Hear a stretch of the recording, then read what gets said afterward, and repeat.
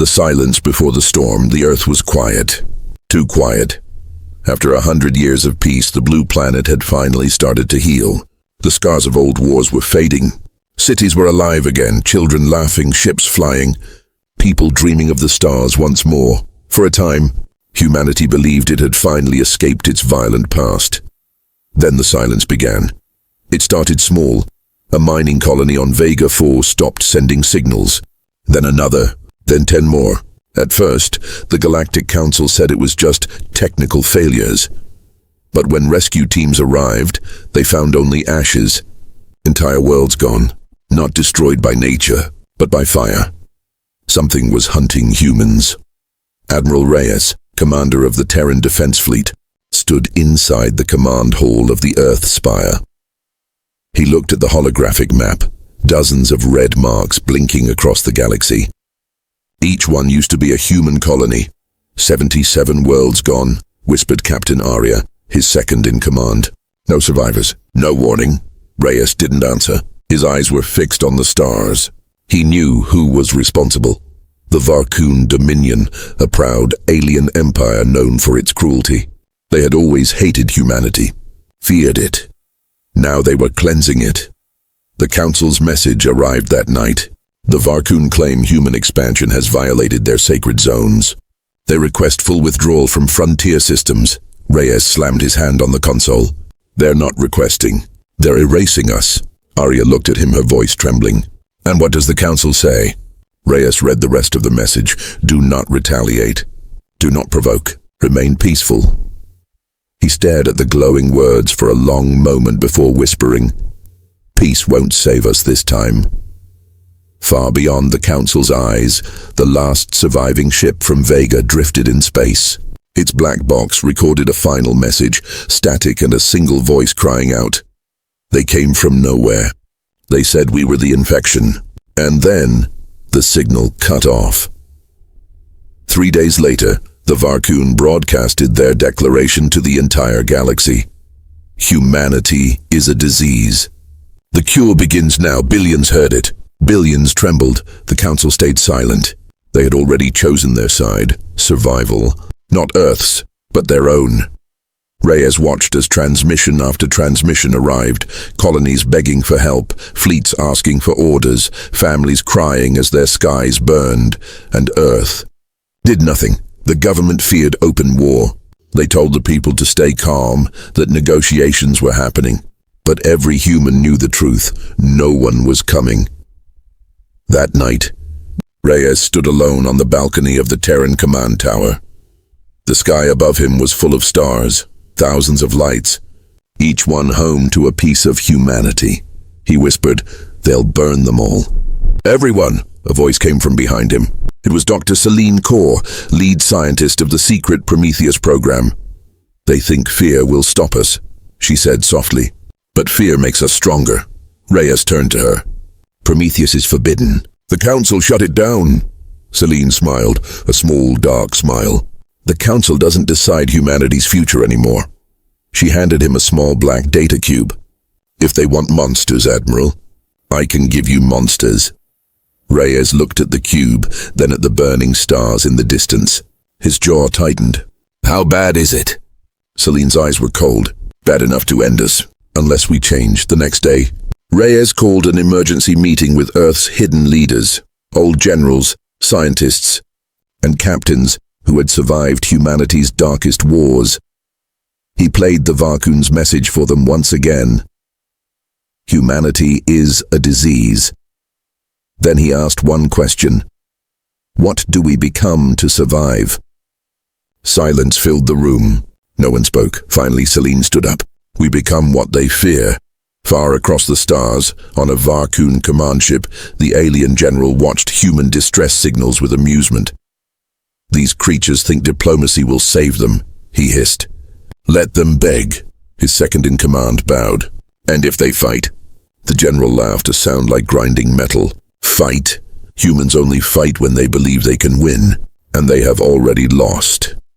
But deep beneath the earth, in the black chambers of the old war bunkers, lights began to flicker again. Ancient systems hummed back to life. Forgotten factories woke from their slumber. In the darkness, machines began building, ships without names, weapons without limits. A single encrypted message was sent through the void to every hidden outpost, every old soldier, every sleeper cell that once protected humanity. Black Directive active. On the balcony of the Earth Spire, Reyes stood once more. The stars burned brighter tonight, or maybe it was his imagination. He opened his communicator and spoke quietly. No more peace talks. No more waiting. Prepare the fleet. He looked up at the night sky, his eyes cold but full of fire. They wanted monsters, he whispered. Let's show them what monsters are. The wind moved across the empty city streets. Somewhere in the darkness, a child looked up at the stars, unaware that tonight the fate of humanity had changed forever. The silence that followed was not peace. It was the beginning of something far more dangerous. It was the silence before the storm. The Black Directive. The message spread in silence. No official broadcasts. No news reports. Just a single encrypted signal sent through the dark corners of space. Black Directive. Active.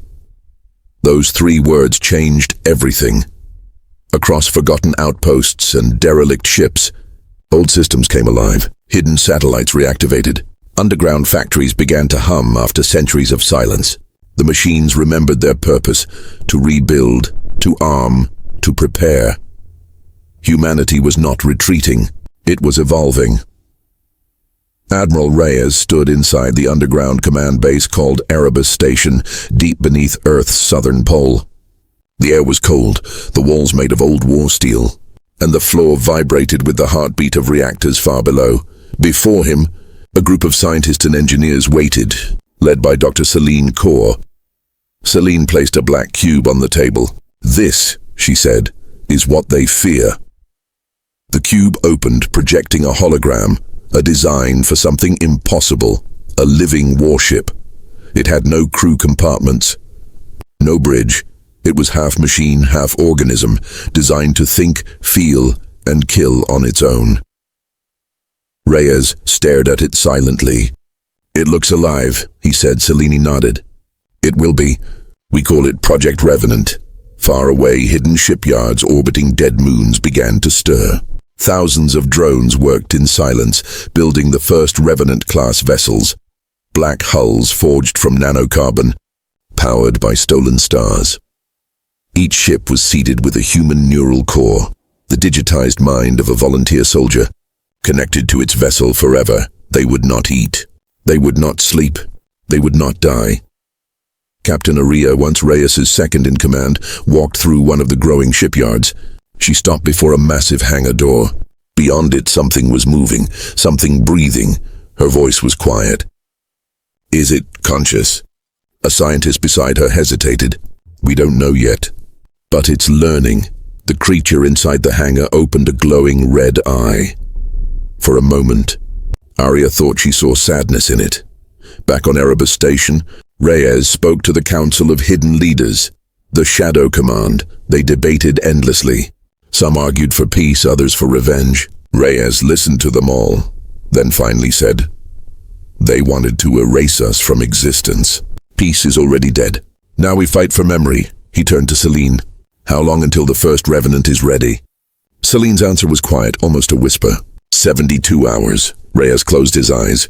Then in 72 hours, humanity rises again.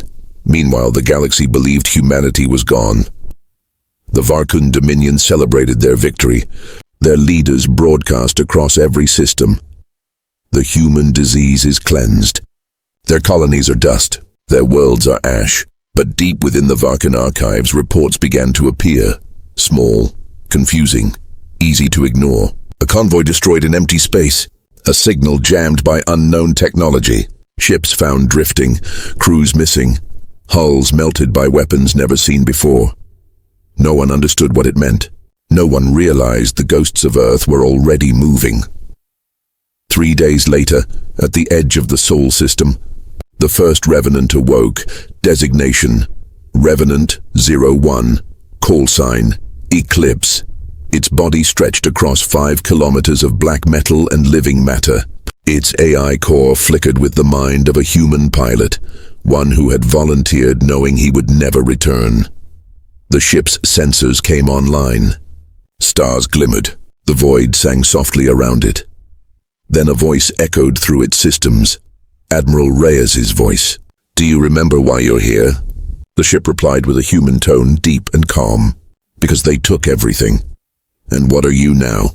The voice paused. Then, slowly, the answer. The Black Fleet was born that night. 12 ships, each one alive, each one carrying the will of humanity.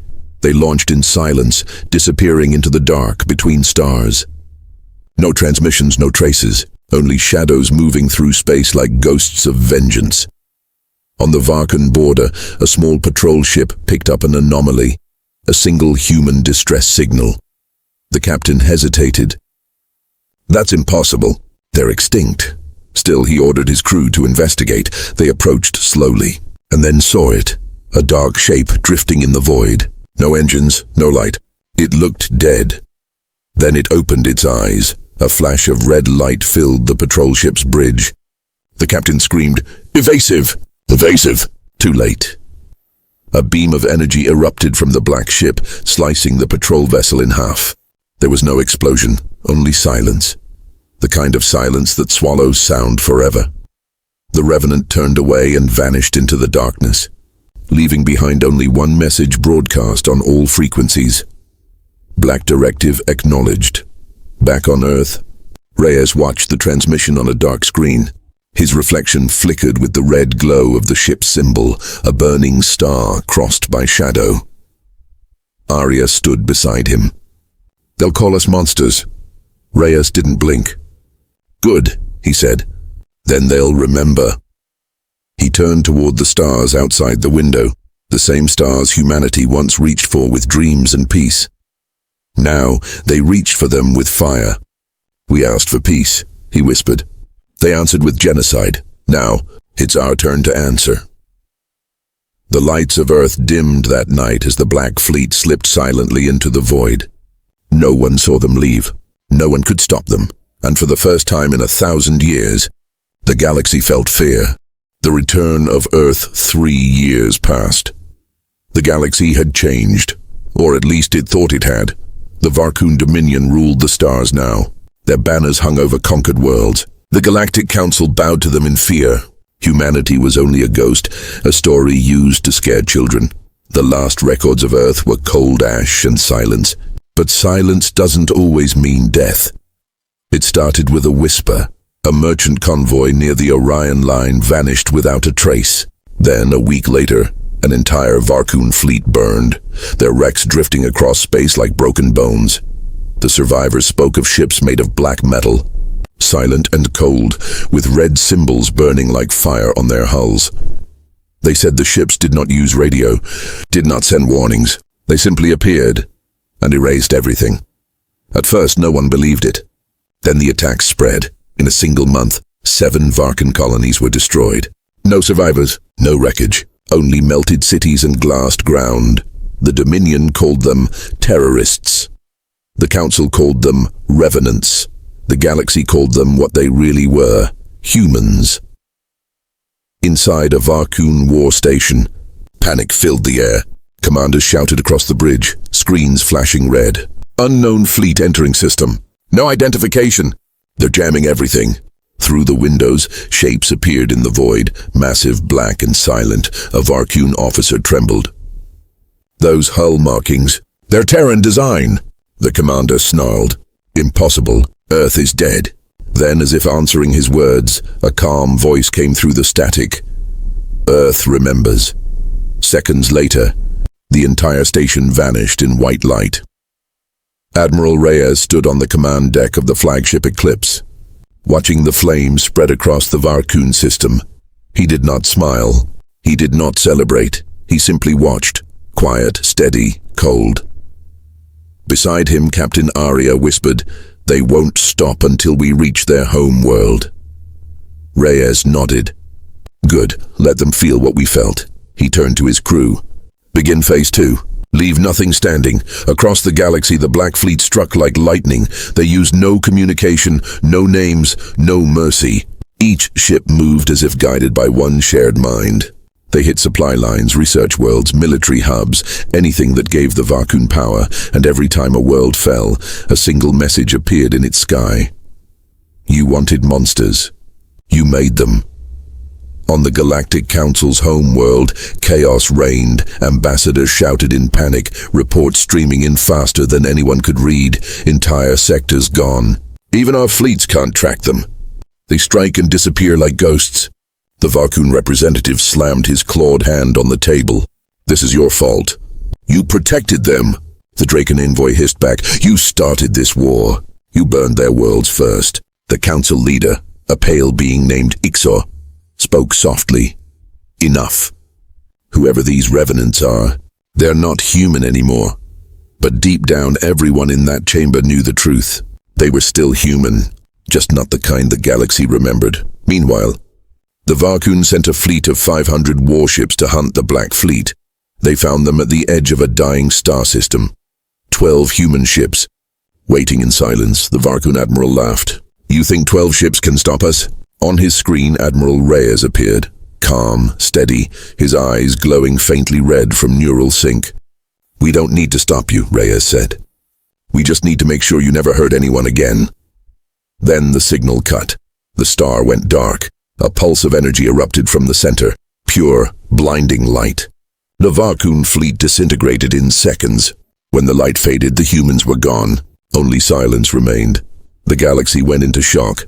For centuries, humanity had been seen as weak, emotional, divided, fragile. Now, they were the shadow that burned stronger than suns. Across the networks, one transmission began to spread, hacked into every system, every screen, every ship. A human voice, calm, cold, steady. You called us dangerous. You were right. The image showed Earth's old flag, now black. With a single red flame at its center, under it, one sentence appeared, Earth remembers, on a ruined moon. A small Vakun child looked up at the sky. She saw red lights moving like stars. Her mother pulled her close, whispering, Don't look. Those are the humans, but the child didn't look away. She whispered softly, They sound like monsters.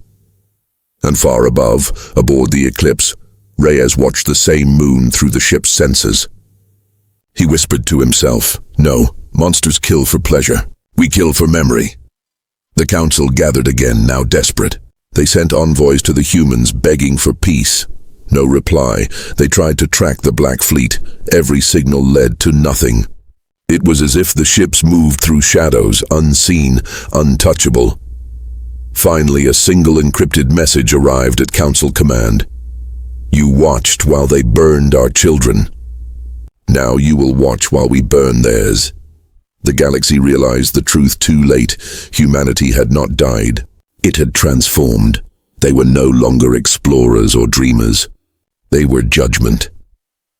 As the Eclipse moved through the wreckage of another dead system, Arya turned to Reyes. Do you ever wonder if we went too far? Reyes looked at her, his voice calm. We didn't start this. He stared out at the burning horizon. But we will finish it. And somewhere in the cold silence of space, Earth's light flickered again. A planet once thought dead, now glowing faintly red. Humanity had returned. And this time they weren't here to talk, they were here to answer. The price of vengeance, the Eclipse traveled in silence. No music, no voices, no cheers of victory, only the endless hum of the ship's living core. Outside, the stars drifted by like cold witnesses. Each one looked dimmer than before, as if even the universe was afraid of what humanity had become. Admiral Reyes stood at the main window, watching the void stretch endlessly before him. He had destroyed the Vakun, ended a genocide, and burned an empire to dust, and yet there was no peace inside him. Captain Arya entered quietly. Her voice was soft. We received a signal from Earth, sir. Reyes didn't turn around. Is it real? Yes, it came from the Lunar Command Base. They say Earth is still standing. For a moment he said nothing. Then slowly he whispered, After everything we've done, do we even deserve to go back? Back on Earth, cities had changed. The skies were no longer blue. Defense grids and energy rings shimmered above the atmosphere. Humanity had survived, but it was no longer innocent. Every child learned about the HFY War. Every adult carried the memory of loss, of friends burned in orbit, of families lost to fire. The world had rebuilt itself not from hope, but from rage. And yet when the eclipse returned, the people looked up at the sky and cheered. They didn't see monsters. They saw protectors. They saw survivors. In the command hall of the United Human Federation, Chancellor Mira Dane stood before the returning fleet. She was older now, with silver hair and tired eyes. She looked at Reyes and Arya as they stepped down from their ship. "You brought vengeance," she said. "But did you bring peace?" Reyes didn't answer at first. He looked around. The faces of soldiers, engineers, and children watching him, waiting for a hero's words. "We stopped them," he said finally. "But peace is something we'll have to earn again." That night, Reyes walked alone through the rebuilt capital. He passed statues of fallen soldiers, banners of victory, and glowing holograms of the destroyed Varkan homeworld. Each image made his chest feel heavier. He stopped by the memorial wall, thousands of names carved in light. He placed his hand on the glass and whispered, "You asked for monsters. We gave you gods." Arya appeared beside him, holding a data pad. "New transmissions, Admiral, from the outer colonies. Trouble?" he asked. "Fear," she said quietly. "Other species are watching. Some call for revenge." Reyes gave a bitter smile. "Of course they do. The galaxy never learns." Deep underground, in a secret facility beneath the city, the Aurora project lived on. Dr. Celine Kaur stood before a containment chamber glowing bright red, a sphere of captured stellar energy, pulsing like a heart. She turned as Reyes entered. "It's ready," she said. "The Starforge." Reyes looked at the sphere. It was beautiful and terrifying. "How many more of these have you made?" "Enough to rebuild the galaxy," she said. "Or destroy it." He stared at her for a long moment. "We can't keep fighting, Celine.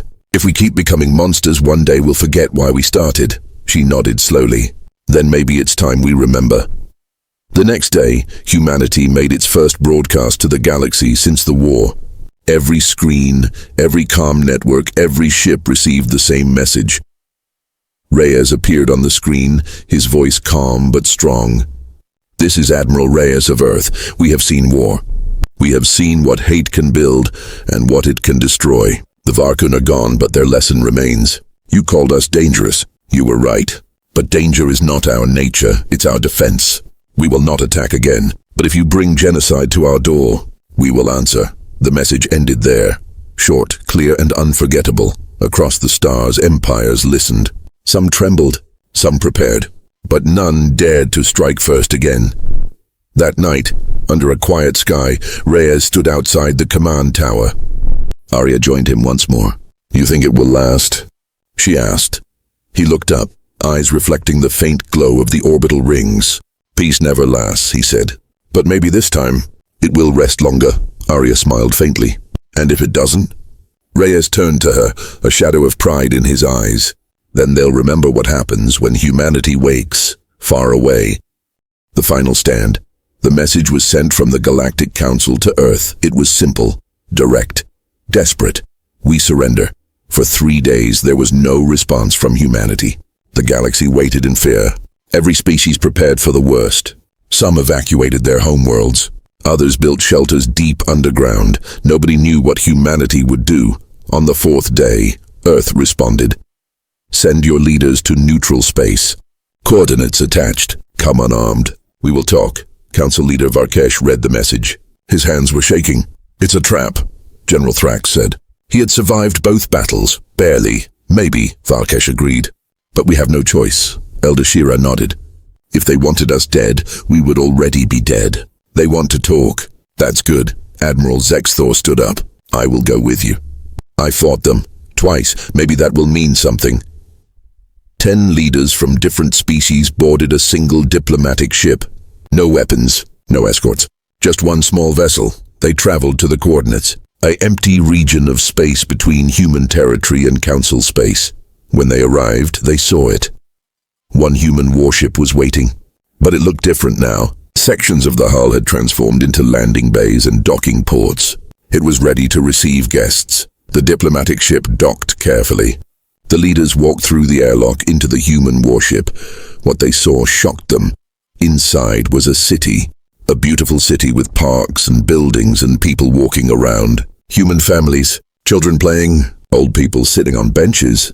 "This is a warship," someone whispered. "It's also our home," a voice said. They turned.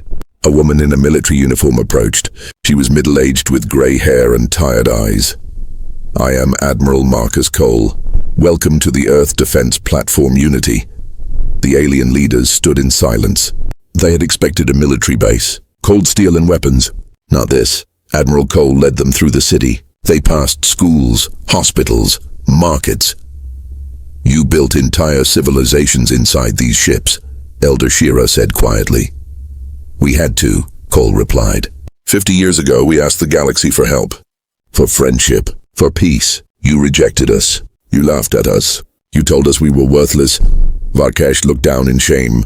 "We did, and we were wrong." They reached a large conference room. Windows showed the stars outside. Inside, chairs were arranged around a circular table. "Please sit," Cole said. The alien leaders sat nervously. Cole sat across from them. "You attacked us twice," she said. "The first time you sent 2,000 ships.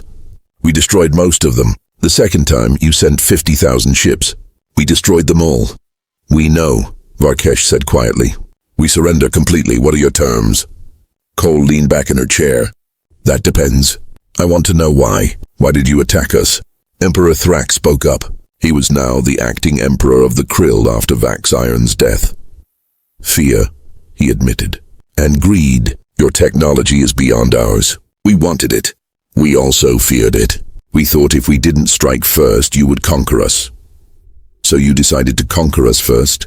"Yes," Cole shook her head. "Do you know what we were doing 50 years ago, when we asked for your help?"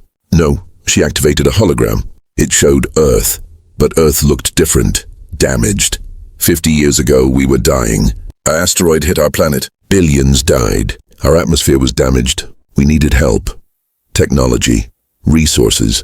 So we reached out to the galaxy. We begged for help. The hologram showed human diplomats visiting different alien worlds. Being rejected, being laughed at. Every species said no. They said we had nothing to offer. They said we were primitive, worthless. Cole's voice was hard now, cold. So we went home, and we decided something. We decided we would never be weak again. We would never beg again. We would build something so powerful that nobody could hurt us. "The warships," Elder Shera said. "Yes. We took every resource we had, every mineral, every metal. We mined our entire solar system. We worked for 50 years. Our entire civilization focused on one goal, survival." She changed the hologram.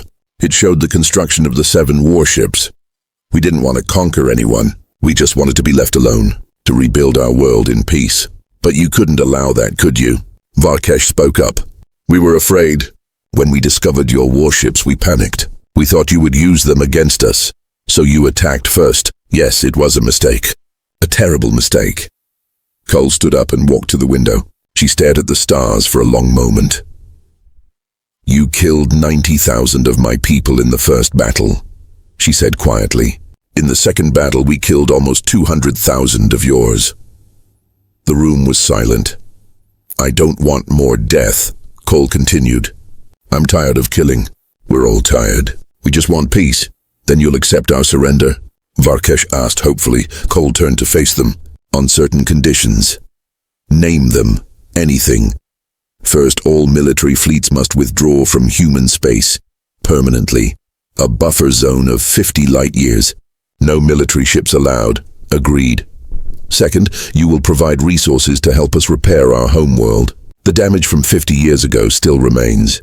You will help us fix it." "Agreed." "Third, a treaty. A real treaty, trade, cultural exchange, peaceful cooperation. We will share some technology, not weapons, but medical technology, agricultural technology, things that help people live better." The alien leaders looked at each other in surprise. "You would share your technology?" Elder Shira asked. "After everything we did?" "Some of it," Cole clarified. We're not stupid. We'll keep our military secrets, but we're not cruel. If our technology can save lives, cure diseases, feed hungry people, then yes, we'll share it. Why? Thrax asked. Why show us mercy? We tried to destroy you. Cole smiled sadly. Because that's what we asked you to do 50 years ago. Show us mercy, help us. You refused. We won't make the same mistake. She sat down again. I want the galaxy to know something. Humanity is strong enough to destroy you all if we wanted to. But we don't want to. We want to build, we want to grow, we want to live in peace. She looked at each leader in turn. But if you threaten us again, if you attack us again, we will not show mercy. We will unleash all 7 warships. We will bring war to every world that stands against us. We will show you what humanity can really do when we stop holding back. The room temperature seemed to drop. Today we showed you 3 warships combining, 1 weapon platform. Do you know what happens when all 7 combine? Nobody answered. We don't know either, Cole said. We've never tested it. The energy output might tear a hole in space itself. It might destroy entire star systems. We built it as a final option. A doomsday weapon. If humanity falls, we take everyone with us. She let that sink in, so here's my offer. Peace. Real peace. We stay in our space. You stay in yours. We trade, we talk. We build a better galaxy together. Or you refuse and we prepare for total war. Your choice. Council leader Varkesh stood up immediately. We accept. We accept everything. Peace, trade, all of it. The other leaders nodded quickly. Good, Cole said. She seemed relieved. Then let's make it official. Over the next 3 hours, they wrote the treaty. It was comprehensive. Fair. Both sides made compromises. When it was done, every leader signed it. One more thing, Elder Shira said. The galaxy needs protection. Pirates, criminals, rogue states. The Council has always provided security, but our fleets are destroyed. We're weak now. She looked at Cole. Would humanity consider joining the Council? Not as members, as protectors. You have the power. Use it to keep peace. Cole thought about it for a long moment. We'll consider it. But understand this. We're not your army. We're not your enforcers. We'll help protect innocent people. We'll stop genocides and invasions. But we won't fight your wars for you. That's fair, Varkesh agreed. The meeting ended. The alien leaders returned to their ship. As they departed, they looked back at the massive human warship. We were fools, Thrax said quietly. We could have had them as friends 50 years ago. Instead, we made them into weapons. No, Elder Shira corrected. They made themselves into weapons. Because they had to. Because we gave them no choice. Back on the Unity, Admiral Cole stood in the command center. Her crew worked around her, monitoring systems, watching sensors, status of the other warships. She asked. All 6 are standing down, returning to defensive positions. Good. A young officer approached. Admiral, was that true? About all 7 combining. The doomsday weapon?